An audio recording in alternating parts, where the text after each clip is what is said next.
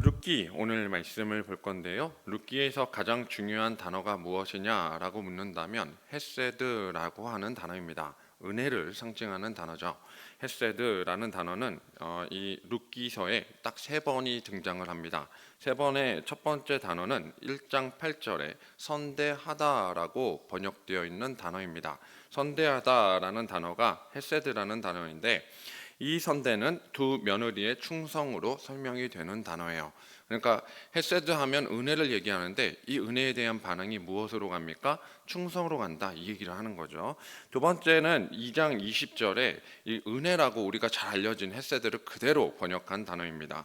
은혜라는 단어로 2장 20절에 이것은 충성하는 자에게 주시는 복을 뜻하는 단어입니다.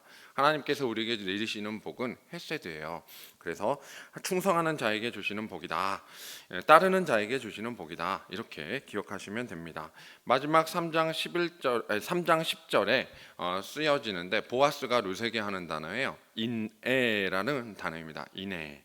자, 3장 10절에 이 인애라는 단어는 여호와를 경외하는 자에게 주시는 마음입니다. 마음. 우리에게 들어지는 마음, 하나님의 마음이기도 하고 그 마음이 우리에게 우리가 반응할 때 일어나는 마음이 인내에 해당하다고 볼 수 있습니다. 그래서 헤세드를 간단히 정리를 해보면 하나님에게 주시는 이 하나님이 사용하시는 헤세드라는 단어는 약속을 이루시는 이 성실하신 성품을 뜻할 때 이 헤세드라는 단어를 쓰시는 것을 볼 수 있고요. 사람에게 이 헤세드라는 단어가 쓰일 때는 하나님의 이 약속하심을 따르는 충성으로 반응하는 것이다라고 볼 수 있습니다. 그러니까 하나님의 약속하심을 따르는 충성이 이 헤세드라는 단어로 표현이 되고 있구나라고 보시면 돼요. 룻기는요, 이 사사시대의 혼돈의 시대죠. 사사시대의 이러한 가정의 이야기예요.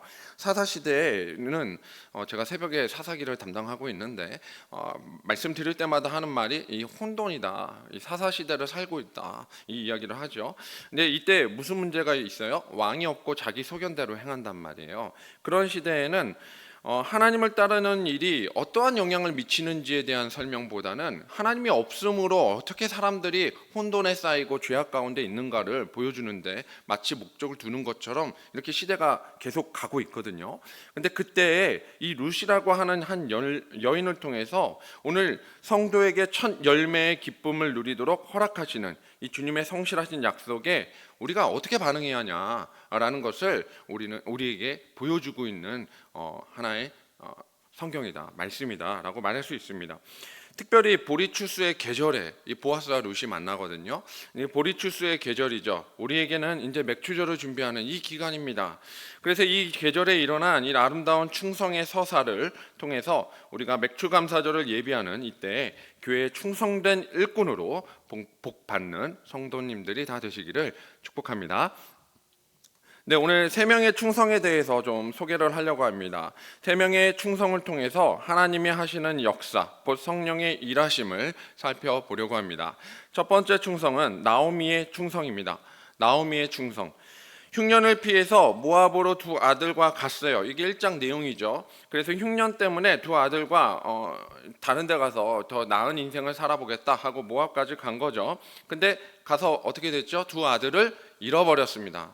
완전히 잃었어요. 자기 남편도 잃었습니다. 그러니까 세 남자를 잃고 세 명의 죽음을 맞이하게 되는 참 안타까운 상황을 맞게 되었어요.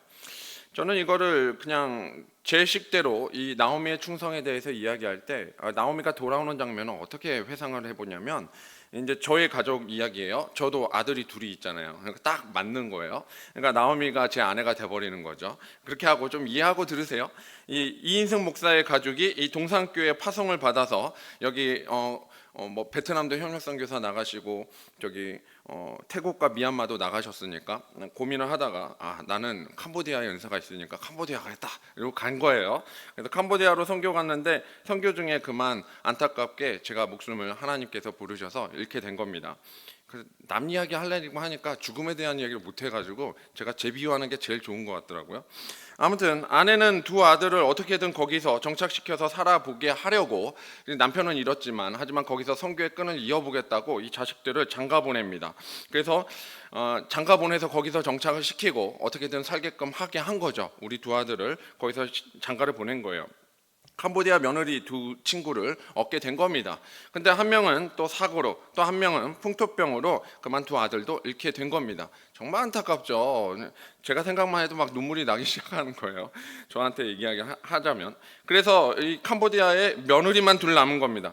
현실적으로는 여기에 머물 기반이 아예 없습니다. 선교사로서의 역할도 끝났고 더 이상 파송받을 수 있는 거리도 안 되고, 그 다음에 자식들도 다 잃었으니 살 낙도 딱히 없어요.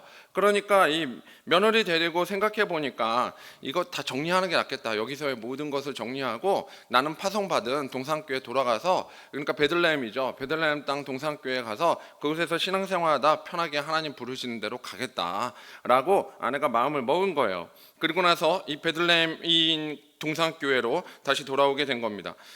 자, 제가 이 이야기를 왜 했냐면, 여러분은 제 아내를 어떻게 받아들이시고 어떻게 그 아내의 모습이 보이시겠으며 어떻게 보시겠습니까?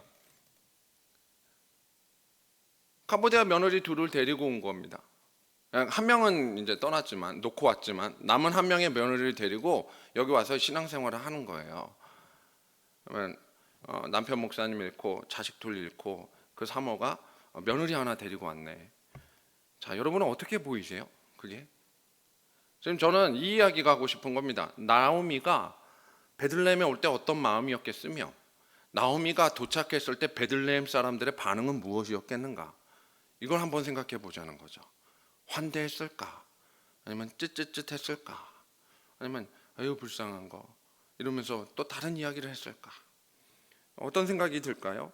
19절에서 21절이 그 본문입니다. 19절에서 21절이요. 이에 두 사람이 베들레헴까지 갔더라. 베들레헴에 이를 때에 온 성읍이 그들로 말미암아 떠들며 이르기를 이가 나오미냐 하는지라. 이게 뭐라는 거예요? 원래 여기서 부유하게 잘 살던 나오미, 지금 어떻게 이렇게 홀딱 망해서 돌아왔는가 하고 얘기하는 나오미가 된 거죠. 20절에서 21절에 나오미가 어떤 마음으로 왔는지 정확히 말해요. 나오미가 그들에게 이르되 나를 나오미라 부르지 말고 나를 마라라 부르라. 이는 전능자가 나를 심히 괴롭게 하셨음이니라. 내가 풍족하게 나갔더니 여호와께서 내게 비어 돌아오게 하셨느니라. 여호와께서 나를 징벌하셨고 전능자가 나를 괴롭게 하셨거늘 너희가 어찌 나를 나오미라 부르느냐. 이제 사모라 부르지 말고요, 저도 이제 한 신도로 대해주세요. 저 하나님께서 저를 괴롭게 하셨어요. 이렇게 얘기한 거죠. 나오미가 돌아올 수 있는 근거가 뭘까요? 정말로 오는 게 고민 많이 하지 않았겠습니까? 어떻게 다시 돌아올 수 있을까? 생각을 많이 하게 됐어요. 고향 땅에 쫄딱 망해서 오는 것은 좋은 일이 아니거든요. 그리고 주변에서 볼 때도 이쁜 일이 아니에요. 은혜되는 일이 아니에요. 그러니까 너무나 고통스럽잖아요. 차라리 다른 지역으로 가지 왜 고향 땅으로 왔을까? 다시 돌아올 거면 이스라엘의 다른 지역에 정착해도 되는데 차라리 나사렛 가지, 뭐 이런 생각들 많이 하게 됩니다. 근데 어떻게 돌아올 수 있을까요? 그것을 나오미는 오늘 이 구절에서 전능자의 부르심에 대한 반응으로 보고 있습니다. 전능자가 이렇게 하셨다. 그러면 누가 책임져야 돼요? 이 모든 역할은 자기가 감당하지만 하나님께 맡겨야 된다 뿐인 거죠. 자신의 남편 그리고 자식의 자식을 잃었을 때 이것을 뭐로 받아들이냐면 이 고국 땅을 떠난 거에 대한 징벌로 받아들입니다.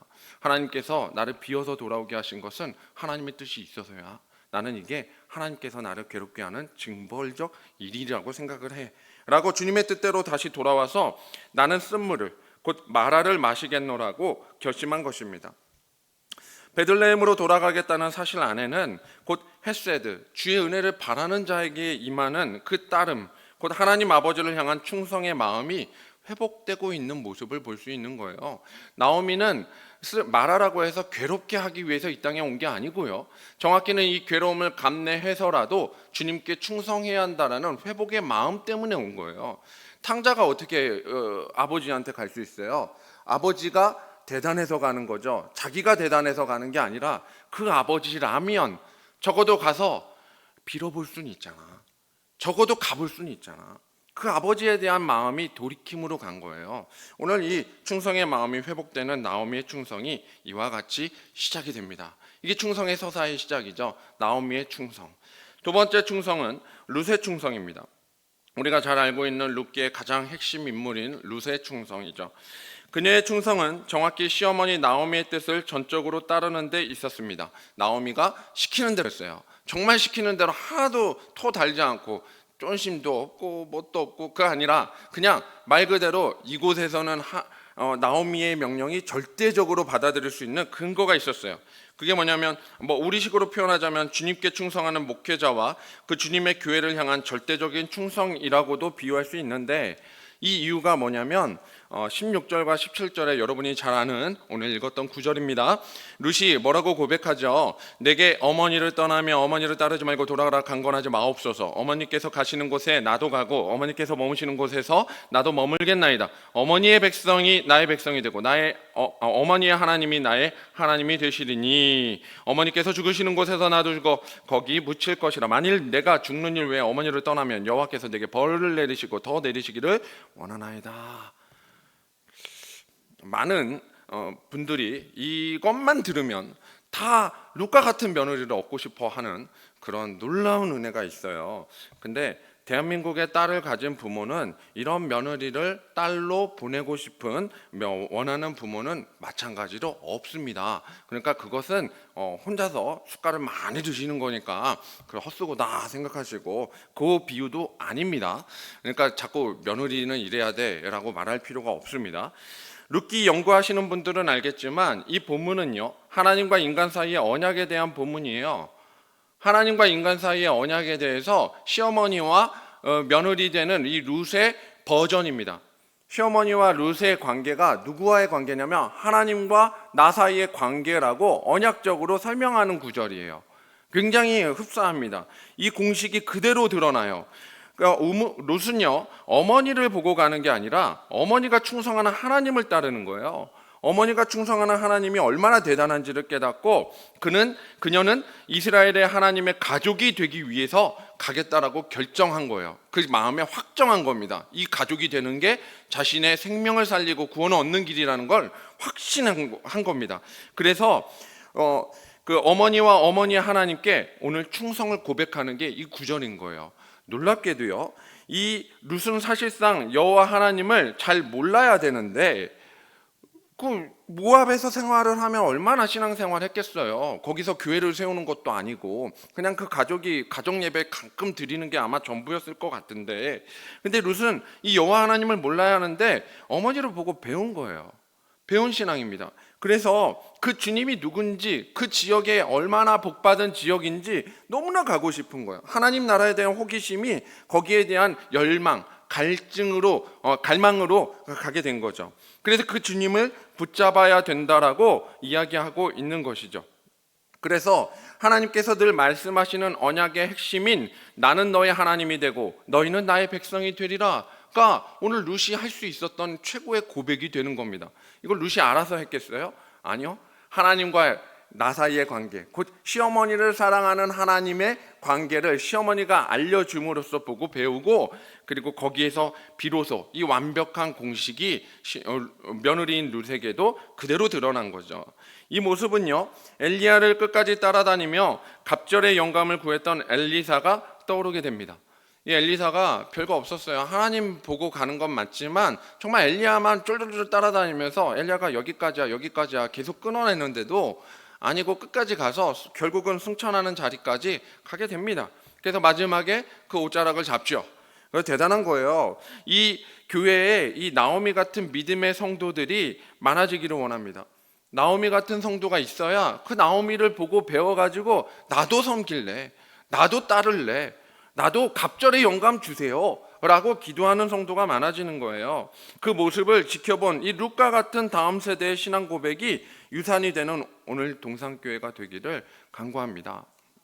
두 번째, 룻의 충성이에요. 마지막 세 번째, 보아스의 충성입니다. 보아스의 충성. 한편 이 베들레헴에서 유지라고 할 수 있는 보아스가 등장을 하죠. 본문이 이제 그 핵심 본문 보다 보니까 이렇게 읽었고, 사실은 3장 내용도 조금 더 다루려고 하는 거예요. 자, 베들레헴에는 이 유지라 할 수 있는 보아스가 살고 있었어요. 이 보아스는 비유하자면 이 동산교회 사업하는 한 장로님으로 보시면 편할 것 같습니다. 이 나이를 먹었어요. 그래서 그만 결혼 시기를 놓친 장로님인 거예요. 그러니까 우리 교회에 계신 장로님은 아닌 거예요. 그냥 생각만 하십시오. 그래서 그냥 그만 이렇게 어떻게 하다 보니 중년이 되어버렸어요. 나이가 제법 많아요. 추정 나이가 이렇게 신학자들에 따라 다르지만 보아스가 대략 50줄 되었다라고 보고 있거든요. 이 엘리멜렉 이 친족인데 이 친족 관계가 조금 이렇게 족보가 그 정도 연배가 나온다고 평가하는 경우가 종종 있습니다. 아무튼 나이가 먹어 중년이 되어버린 CEO다라고 생각하시면 돼요. 어느 날 이 CEO가 일터로 출근을 했어요. 그래서 관리가 소홀한 데가 있는가 하고 자기 밭을 시찰하고 있는 거예요. 특히 지금은 보리 추수의 시기니까 어떻게 해요? 주변에 하인들이 잘 일하고 있는지, 그리고 지역 사람들과 관계는 좋은지, 자기 기업을 관리할 책임이 있는 거죠. 아주 충성스러운 청직입니다. 그래서 그 관리하러 나아갔는데 못 보던 알바생 하나를 눈에 띄어서 본 겁니다. 우리 족속이 아닌데 하고, 내가 웬만한 애들 아는데 저 친구는 누구지? 하고 이렇게 관심 있게 본 거예요. 외모도 남다르네. 그래서 이력을 물어봤어요. 주변에 물어봤더니 그 이력이 대단해요. 그 여자구나. 이 베들레헴을 떠들썩하게 했던 그 나오미의 며느리, 그 여자구나 알게 된 거예요. 그래서 동산교회에 귀한 인재가 왔어.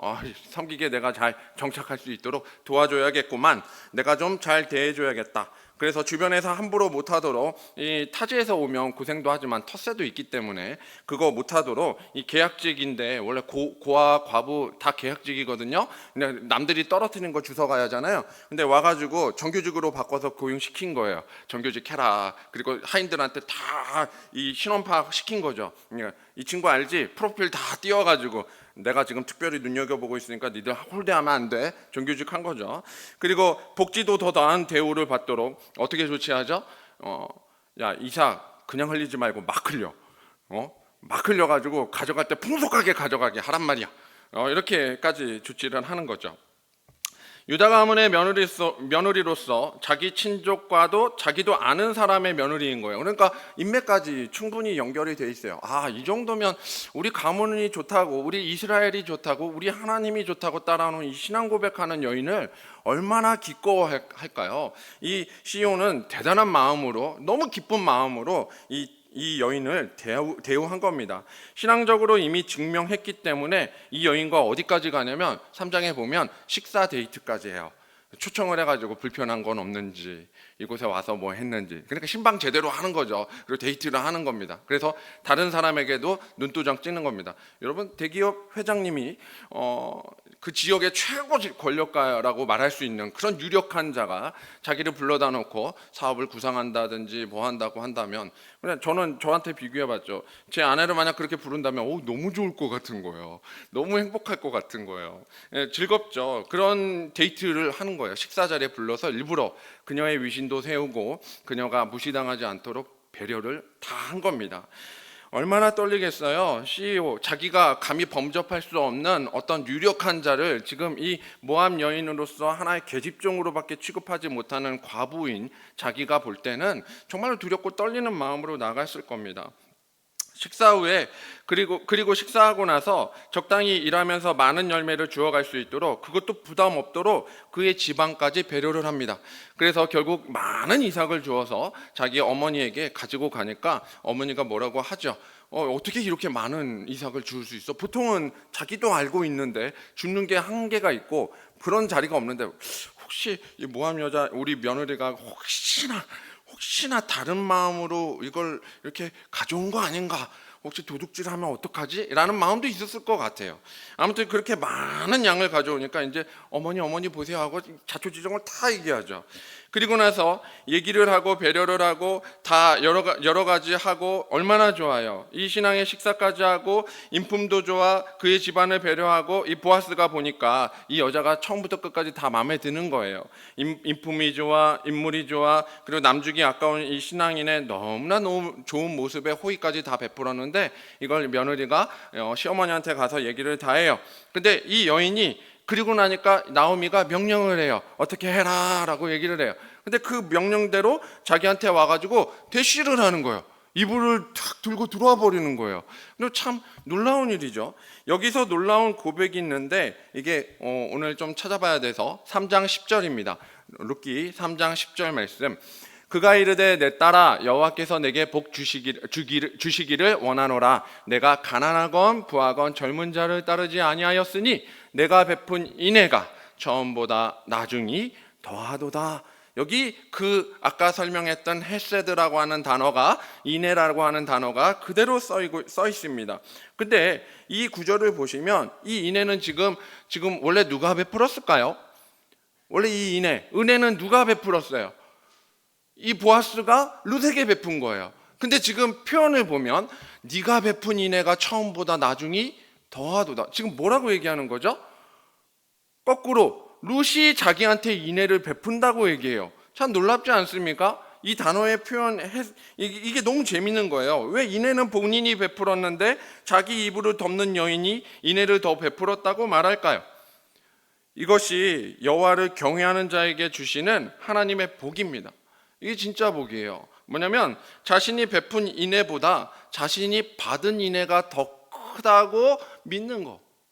자신이 베풀 수 있는 은혜가 얼마나 크겠어요. 이거 잠깐 하고 식사 한번 하면 대우가 달라지잖아요. 근데 그 위치에서 자기가 베푼 은혜는요, 진짜 보잘것없는, 정말 티끌 같은 아무것도 아니고, 자기에게 이렇게 여태껏 행하신 하나님의 인애는 엄청나게 크다는 거예요. 엄청나게 크니까 자신이 받은 인애, 곧 하나님의 주시는 복이 어찌 그리 큰지요, 그 보답으로 하나님께서 이 여인이 나오미를 통해서 자기의 발치까지 들어오게 하셨다는 거예요.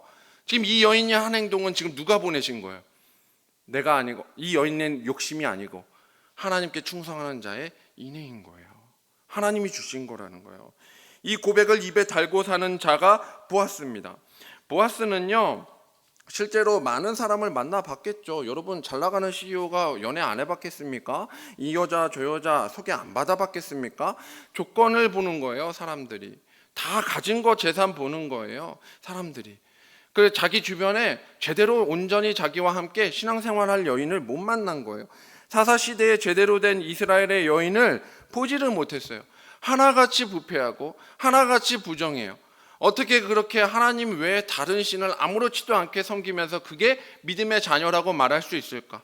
조금 나은 자녀로 봤더니 그 부모가 너무 힘들어. 말도 안 되는 신앙 가지고 와가지고 그렇게 목적이 달라. 그런 모습을 보다가, 그러니까 제대로 된 여자를 한 번도 못 본 거예요. 그러다가 지금 이 마음에 드는, 눈에 띄는 여인, 이 충성하는 여인이 자기 눈에 들어온 거예요. 제가 왜 이렇게 설명하냐면 이 근거가 3장 11절에 그대로 나옵니다. 3장 11절 볼게요.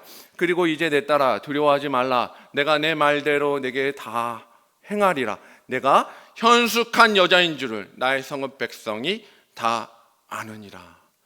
이 단어가 여인에게 딱 2번 쓰입니다. 현숙하다라는 말이 여기서 한 번 쓰이고요, 또 한 번 쓰인 게 여러분 잘 알지만 잠언 31장이에요. 잠언은 원래 30장이 끝이에요. 근데 한 여인에 대한 이야기를 소개하면서 31장이 나옵니다. 대단하죠. 이 현숙하다라는 말, 당대에 단 하나도 하나님께 충성하는 여인이 없었는데 지금 하나님의 인애로 자라고 하나님의 인애로 사는 여인을 보게 된 거예요. 이 여인은 현숙한 여자인다고, 지금 내가 다 모든 여자를 만나봤는데 너처럼 현숙한 여자가 없고 너 같은 여인이 없다는 거를 베들레헴 전체가 다 알고 있어 라고 말할 정도로 너 같은 여인은 없다고 고백하는 거죠. 그래서 이 온 충성을 그는 거절하지 않고 받아들이기로 결심합니다. 정확히는 하나님만 경외하고 충성하는 자가 그런 충성을 하고 있는 이 신앙인을 보고 있는 복, 그러니까 자기가 하나님을 경외하는 자로 서 있단 말이에요. 그래 얼마나 그 마음이 뜨겁겠어요. 근데 옆에서 충성하는 자가 또 있는 거예요. 그동안은 못 봤어요. 그래서 많이 지치고 마음이 상하기도 했는데, 근데 그 옆에서 더 뜨겁게 그 뒤를 잇겠다라고 충성하는 모습을 보면 힘이 되지 않겠냐고요. 너무나 기쁜 거예요. 그 복이에요. 내가 충성하고 있을 때 주는 복도 대단하지만 내 옆에서 같이 충성하고 있을 때 그 충성하는 사람을 바라보는 복. 엘리야가 어떻게 지치지 않았을까요? 원래 자기 생명 가져가라고 하잖아요. 중간에 그 이세벨이라는 음녀가 엄청나게 쫓아다니면서 그 현상금 걸고 죽여버리겠다 이렇게 하잖아요. 근데 그때 너무나 힘들어가지고 저 산골짜기 세미한 음성 들으러 가잖아요. 그때 나 족하니까 이제 데려가세요 하니까 하나님께서 한마디 하잖아요. 내가 무릎 꿇지 않는 자, 바알에게 무릎 꿇지 않는 자, 그 자가 있다는 것을 가서 엘리야가 확인합니다. 확인하고요. 그 뒤에 단 한 번도 하나님의 이 말씀에 이 충성된 자리에서 벗어난 적이 없어요. 승천할 때까지. 참 대단한 충성이죠. 그것이 최고의 복 아닙니까? 내가 나 혼자 섬기는 줄 알았는데 내 옆에 함께 섬기는 자를 발견할 때의 기쁨. 그 복을 주님은요. 보아스는요. 주님의 인애하심이라고 헤세드라고 표현한 것입니다. 사랑하는 성도님들, 동산교회는요 충성하는 자를 보고 그 충성하는 자에게 모든 것을 맡겨가지고 편승하는 교회입니까? 아니면 충성하는 자를 향하여 그 충성하는 자를 보고 마음이 뜨거워져서 나도 함께 충성하자고, 나도 함께 성령의 역사를 만들자고 그 성령의 역사를 이루는 교회입니까? 오늘 이 보아스의 충성의 결말은 여러분 잘 아실 거예요. 그게 4장의 내용이죠. 결말에 대해서는 뭐 할 말 없어도 그냥 다 알 정도로 해피엔딩입니다. 모든 법적 문제를 다 해결해 버려요, 보아스가. 그리고 둘의 결혼은 모든 이들의 축복을 받는 아름다운 해피엔딩입니다. 그리고 이후에 그게 끝이 아니라 성경에서는 하나의 구절을 더 삽입을 해요. 족보에 대한 이야기죠. 성경에서 말하는 이 언약의 족보, 곧 아브라함의 후손이자 다윗 왕과 오실 왕이신 예수 그리스도까지 역사를 잇는 믿음의 가문이라는 것을 한 구절 집어넣는 거예요. 충성은요, 배신하거나 버릴 수 있는 모든 상황 중에서도 어떤 사람이나 어떤 공동체를 향한 지속적인 충실함과 헌신을 유지하는 것으로 드러납니다. 충성의 열매는 그렇게 볼 수 있지요. 우리가 어떤 상황에서 합리적인 이유를 가지고 피할 수 있는데, 근데 그러나 그 상황과 공동체를 향한 지속적인 충실함과 헌신을 유지하기로 마음먹고 그것을 행하는 것입니다. 이게 충성이에요. 이것은 하나님의 헤세드, 곧 은혜와 인애에 반응하는 자에게 주어지는 성령의 열매예요. 성령의 열매 9가지 중에 충성이 가운데 들어가잖아요. 이 충성이에요. 나오미와 룻과 보아스가 보여준 이 3명의 충성의 서사가, 오늘 사사시대가 정말 끝맺은 때에 사사시대가 끝맺고 누구의 역사가 시작돼요? 다윗 왕의 역사가 시작되고 통일 이스라엘이 시작된단 말이에요. 그 왕의 역사, 하나님이 하실 때, 하나님이 주권하실 때 이 나라가 얼마나 강해질 수 있는가를 가르쳐주는 그 역사가 시작이 되고, 하나님 나라의 역사를 이루는 데 사용되는 성도의 덕목으로서 이 충성이 해결책이라고 가르쳐주고 있는 것입니다. 룻기에는 충성에 참여하지 못한 자도 있습니다. 보아스보다 더 유력했던 기업 물을 권리가 있는 자가 나와요, 4장에. 그래서 보아스가 가서 얘기를 합니다. 그랬더니 자신의 기업에 손해가 있을까 해서 그의 신을 벗어서 이웃에게 주면서 증명을 해요. 기업을 물으지 못하겠다고 얘기합니다. 그리고 또 1장에는 두 며느리 중에 한 며느리가 돌아갑니다. 선대했지만, 너무나 안타깝죠. 너무나 잘했지만 결국은 충성의 열매를 맺지 못하고 돌아가는 여인 오르바도 등장을 합니다. 사랑하는 성도님들, 충성은요, 이 변하지 않는 신뢰를 바탕으로 이루어지기 때문에 오늘 이루어지는 현실적인 손해와 가치를 전혀 따지지 않습니다. 그게 충성이에요. 충성은 오늘 나의 상황과 나의 가치를 따지는 것이 아니라 변치 않는 신뢰에 기반하고 있는 것입니다. 그것은 신실하신 주님이 우리에게 베풀어 주신 이 자비와 구원의 은혜를 생각할 때 이 변치 않는 약속을 믿음으로 굳건히 따르는 성령의 열매 중의 열매인 것입니다. 교회의 역사가 주님께로 전진하는 역사인지 아니면 주님께 더 멀어지고 퇴보하는 역사인지 오늘 이 충성이라는 열매를 보면 알아요. 그 열매가 거둬지고 있는가 따져보면 압니다. 혹시 우리 중에 기업 물을 자의 권리를 피하고 있는 자가 있는 것은 아닙니까? 그래서 오늘 결론으로 주님께 충성하는 교회, 뭐 제가 무르나 만하잖아요. 다 되고 싶으시잖아요. 그죠? 우리 동산교회가 충성하는 교회 되려면 제가 두 가지 당부를 좀 하겠습니다. 두 가지 당부를 들어주세요. 첫 번째, 아버지 하나님께 멀어지지 마십시오. 아버지 하나님께 멀어지지 마십시오. 여기는 아버지의 집이고 처소는 여기에 있습니다. 교회 일에서 멀어질수록 충성이라는 단어도 멀어집니다. 심지어 말씀의 순종이라는 믿음의 열매조차 다 사라지고 말 거예요. 말씀에 순종하는데 멀어져서 뭘 순종해? 가까워야죠. 아버지 집에 와야 아버지의 뜻을 듣고 아버지의 뜻에 응답을 할 거 아니에요. 사역에 최선을 다하시되 이 사역을 맡지 않는 자들이 더욱 열심을 낼 수 있도록 격려하십시오. 사역을 맡은 자가 고되다는 것은 알아요. 그렇기 때문에 알기 때문에 손해가 날까 그 자리를 피하는 두려움에 떠는 성도가 되지 마십시오. 두려워 책임을 던지고 회피하는 그 어리석음에서 멀어지라고요. 그리고 주님께 더 가까이 충성하는 모습으로 격려하는 교회가 되었으면 좋겠습니다. 첫 번째고요. 두 번째 당부는 주님의 사람을 키우는 일에 집중하십시오. 주님의 사람을 키우는 일에 집중해야 돼요. 이것은 형제 돌봄에 힘쓰라는 이야기입니다. 우리가 하나님 사랑, 형제 사랑, 이웃 사랑 교회잖아요. 슬로건이잖아요. 그럼 올해 지금 하반기에 열매 있어야죠. 상반기에 새신자도 좀 왔어요. 그리고 참 기뻐요. 우리가 좋은 행사를 했어요. 근데 이것을 가지고 부활하신 예수님의 사망 권세 이기시고 승리한 소식을 연말에 성탄까지 끌고 가야 된다고요. 그 욕심 한번 내봅시다. 형제 돌봄에 힘을 쓰십시다. 이 일에 주변 성도에게 덕이 되고 가르침이 되도록 우리는 서로를 살필 수 있는 덕망이 있는 성도가 되어야 됩니다. 그래야 그것을 보고 자녀가 자부심을 가져요. 교사, 성가대, 임원의 모습으로 수십 년 한 것은 너무나도 귀한 섬김이에요. 너무나 오랫동안 잘하셨습니다. 그러나 그것을 보고 따라할 사람이 없다면 그건 심각하게 자신과 교회 현장에 문제가 있음을 되돌아봐야 되는 상황이기도 합니다. 왜 맡겨진 일을 맡을 사람이 더는 없습니까? 왜 맡겨진 일을 더 할 사람이 없는 거예요? 최근에 저는 이 이야기를 왜 하냐면 중고등부 권사님이신 여러분 잘 알고 있는 권사님이 암으로 인해서 아프셨어요. 그래서 기도 제목입니다. 근데 지금 그 일이 중고등부 같은 경우는 회개의 일이 필요하단 말이에요. 그래서 당장 매주 못 나오는 치료의 상황이 되면 그때 회개를 해야 될 사람이 있어야 되는데 고민이 되는 거예요.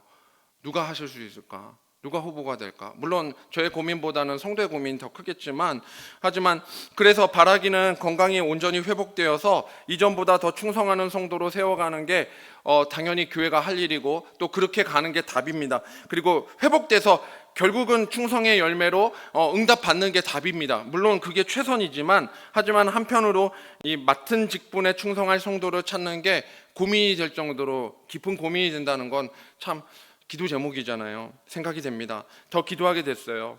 다음 세대에 우리의 신앙을 보고 이 나오미를 따라서 이 나오미의 신앙인들이 모두 되십시오. 그래가지고 어머니의 하나님이 나의 하나님이 되기를 고백하는 이 룻과 같은 멋진 자녀를 성장시키고 또 성장하는 교회가 되기를 간절히 기도합니다. 주님께 충성하는 교회, 성령의 역사가 이루어져 추수의 열매를 맺는 동산교회 성도님들 다 되시기를 진심으로 축복합니다.